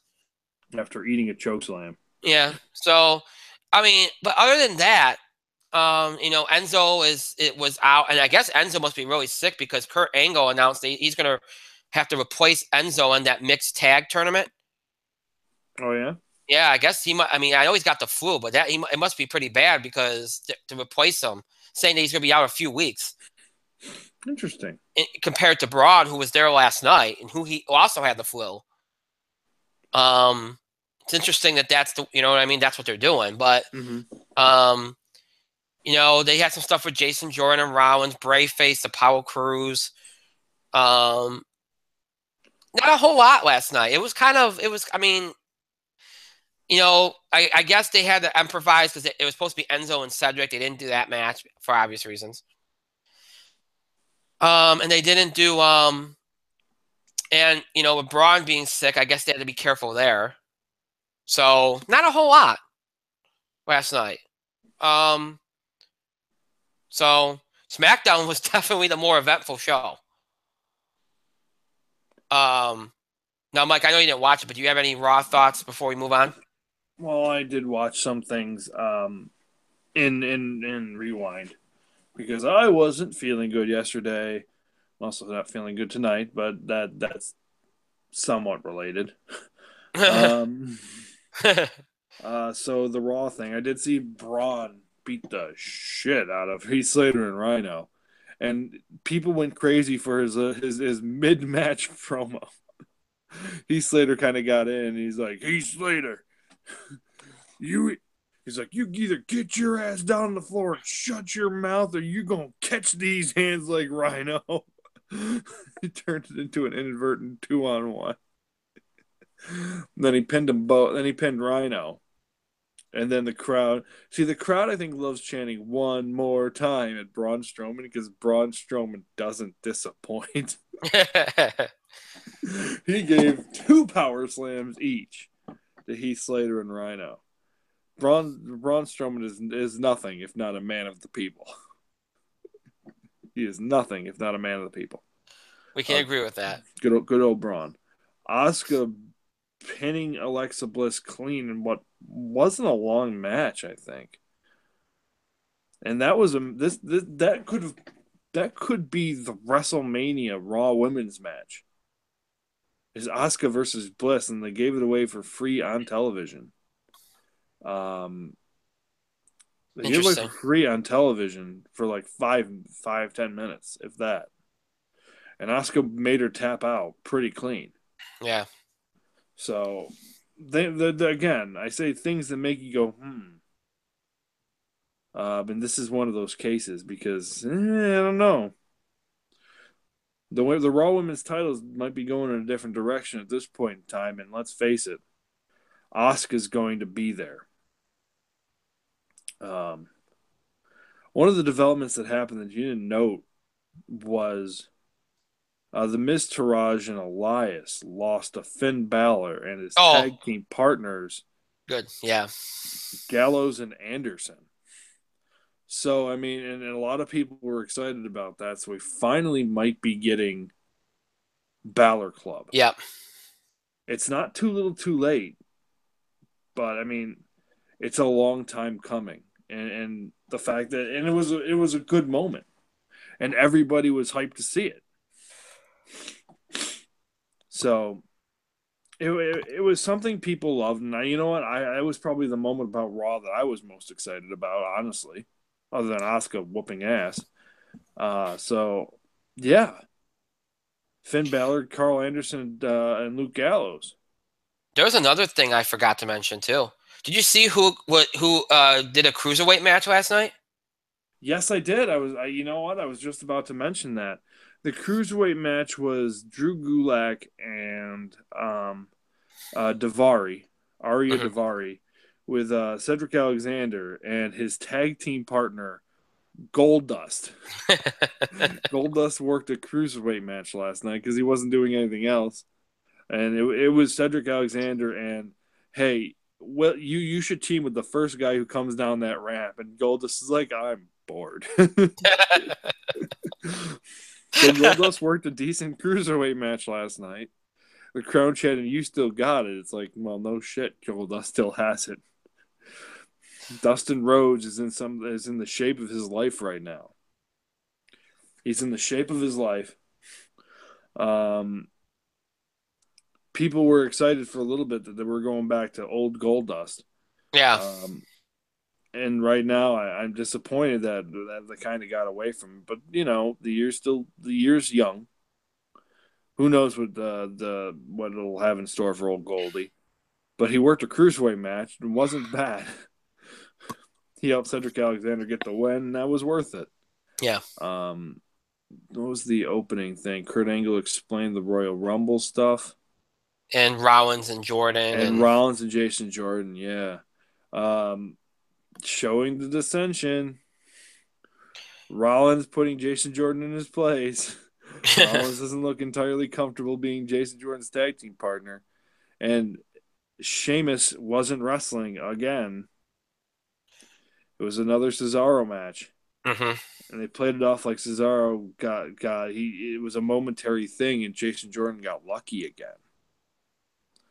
So, That being said, it's only a matter of time. It's only a matter of time before the Bar gets the tag team titles back.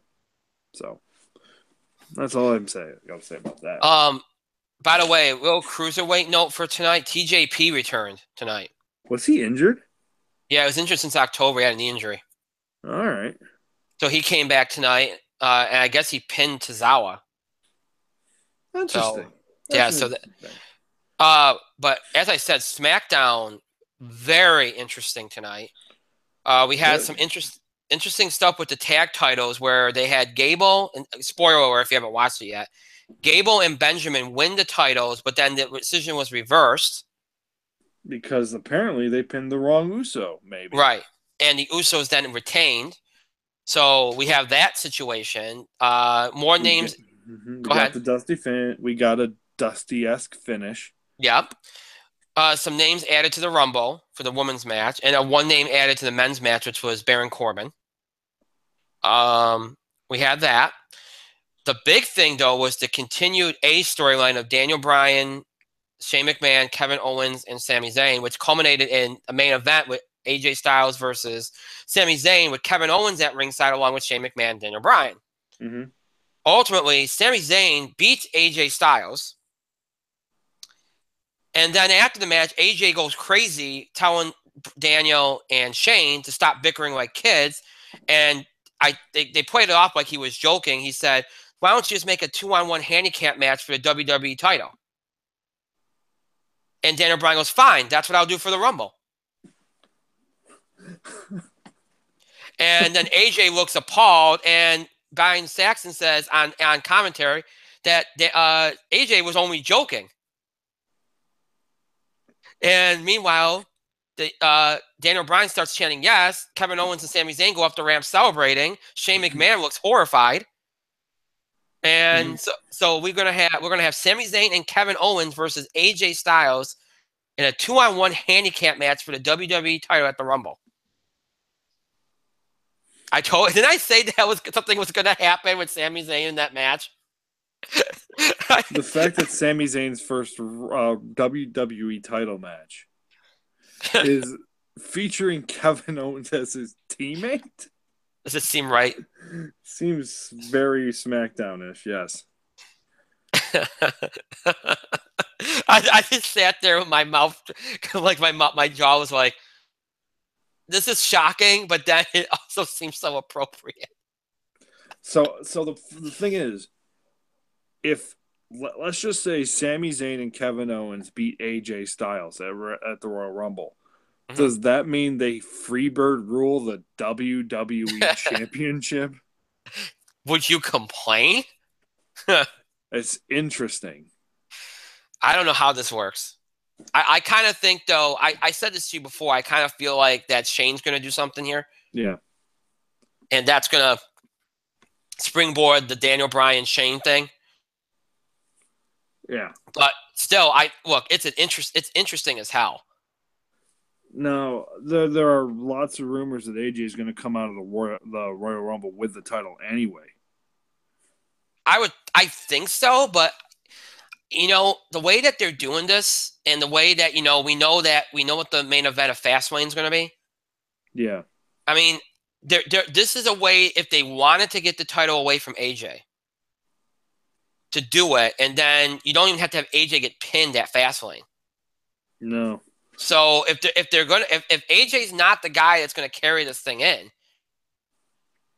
this is the time now. You know what I'm saying? Yeah. It does make things interesting doing this. And you got the Daniel Bryan part of it and the Shane McMahon part of it. You have the Zayn Owens part of it, AJ being involved. I mean, they finally kind of combined their two A storylines. And not having Jinder at the top in it now. I mean, SmackDown's main event scene is much better right now. Well, unfortunately for SmackDown, the most interesting thing on SmackDown for the longest time has been Kevin Owens.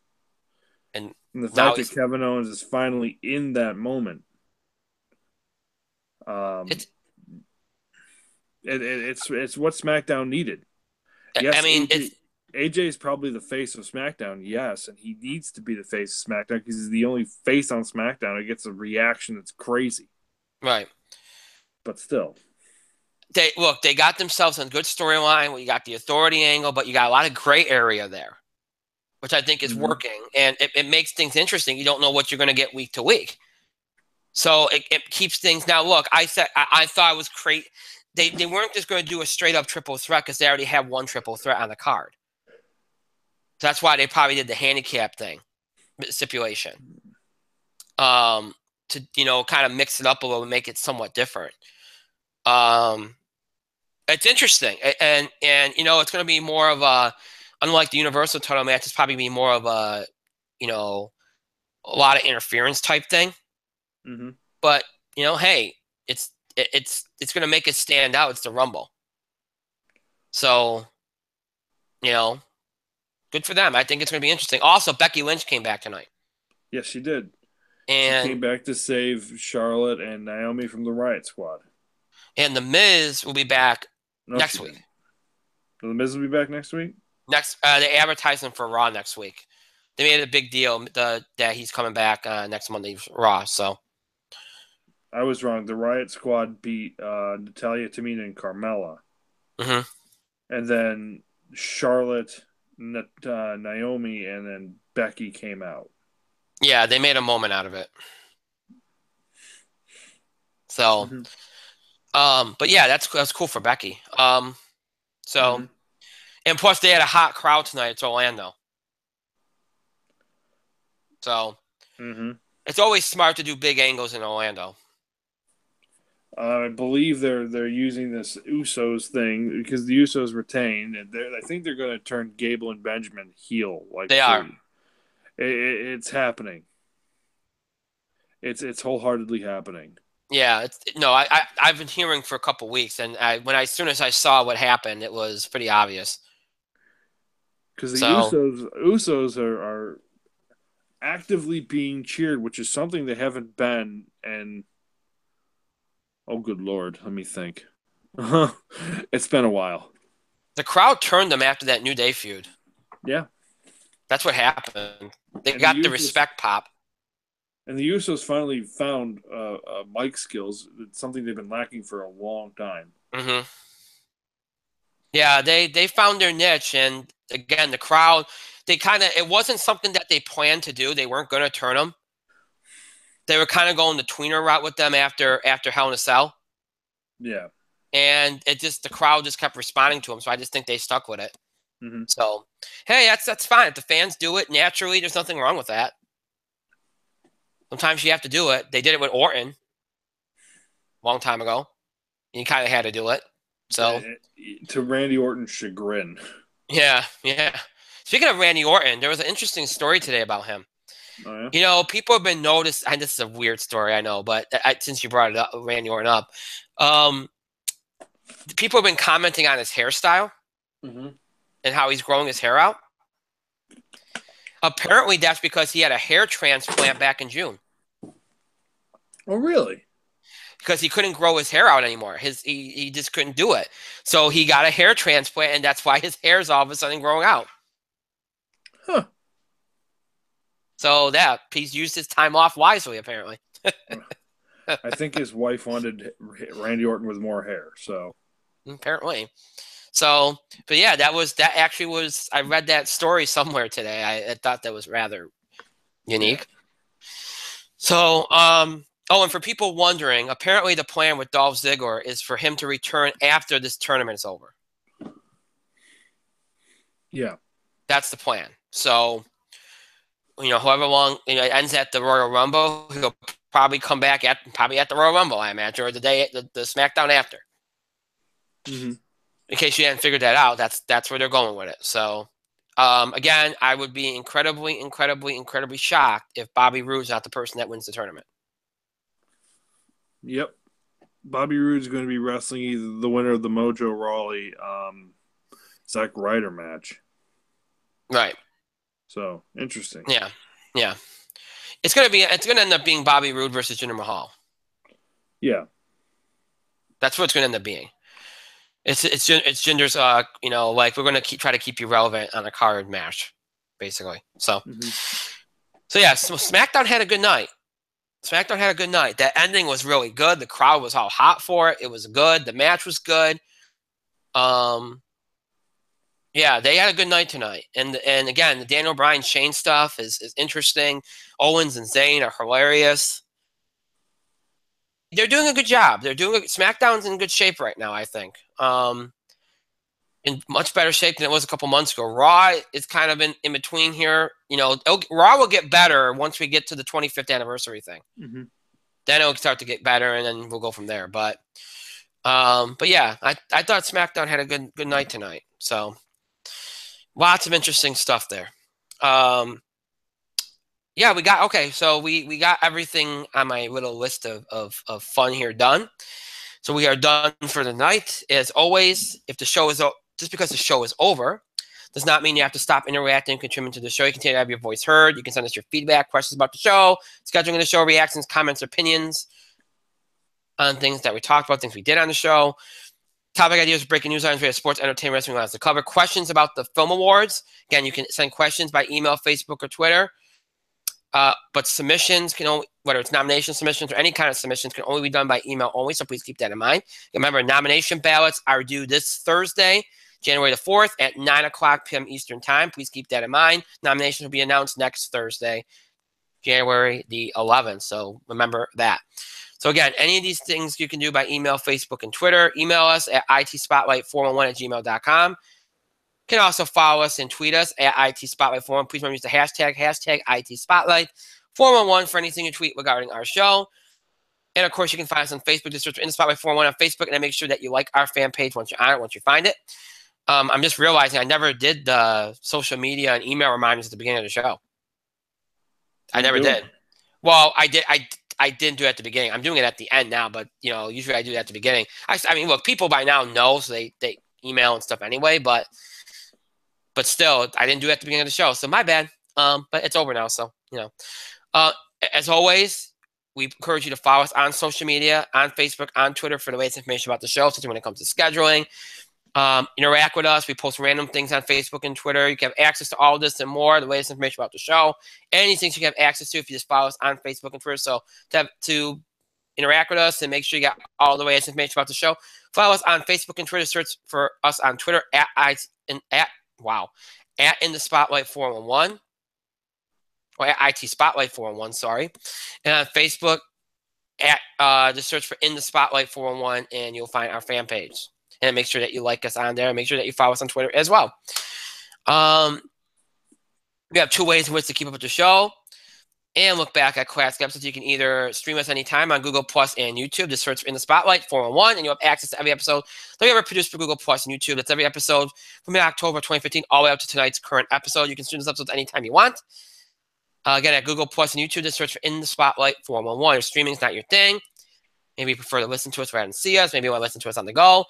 Or you're interested in more in older episodes of the show. If any of that applies to you, you can check us out on our main host sites, Podbean and iTunes. Just search for In the Spotlight 411 on those sites, and you'll be taken to our home pages on both sites. You'll find every episode we've ever produced.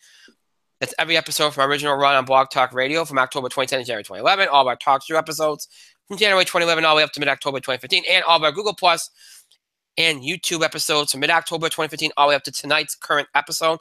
Those episodes are all in audio format for your convenience, so you can listen to them anytime you want, whether it's on the go or at home or wherever the case may be. Whether you're a person that wants to look at back an episode from 4 or 5 years ago, or somebody that wants to check out current episodes or just listen to an episode again, or whatever the case may be, you can do all that and more on our main host sites, Podbean and iTunes, to search In the Spotlight 411. So Google Plus, YouTube, Podbean, iTunes, those are the ways to keep up with the show and look back at classic episodes. Google Plus, YouTube, Podbean, iTunes, all your ways to keep up with the show and look back at classic episodes, and search for In the Spotlight 411. Again, search for In the Spotlight 411 on those sites, and you'll be able to keep up with the show, look back at old episodes, and so much more. I want to thank Mike for being here tonight. Thank you, Mike. Just as a heads up, if you are ever in Japan, in the Aokigahara Forest, which is commonly known as Suicide Forest, don't take a camera crew. If you find a dead body, don't film it and don't laugh at it, because that seems to be the big controversy today from some douchebag YouTuber. Don't do it. Suicide is not a joke. Also, it's time for bed. Of course, I want to thank myself and our great show, Promise My Back, and thank all of you for your continued support and contributions to the show. Thank you so much for watching. So those will be watching and listening to this later, thank you to you as well. That is it for tonight. Again, we'll be back Thursday, 9 o'clock p.m. Eastern Time. That is also the night that the nomination ballots for the 8th annual In the Spotlight Film Awards are due. So make sure you get those in by 9 o'clock p.m. Eastern Time this Thursday. That's January the 4th. We'll on that show, we'll have Box Office Beat, TV highlights, return of the film picks. We got a couple special segments. We'll talk to Jodie Foster comments, James Gunn's reaction to them, and all that. We'll talk to Star Wars content. We'll talk all that on Thursday. Next week, again, Tuesday, a sports entertainment combo show. Next Thursday, nominations are announced for the Film Awards. So next week will be a big week as well. That's what's coming up. Until this Thursday, I hope you have a great rest of your night, a great Wednesday, great Thursday as well. We'll see you back here this Thursday night at 9 o'clock Eastern Time. Remember to get the nomination ballots in by then as well. Until Thursday, stay safe, enjoy, stay warm, and we'll talk to you on Thursday. Good night, everybody.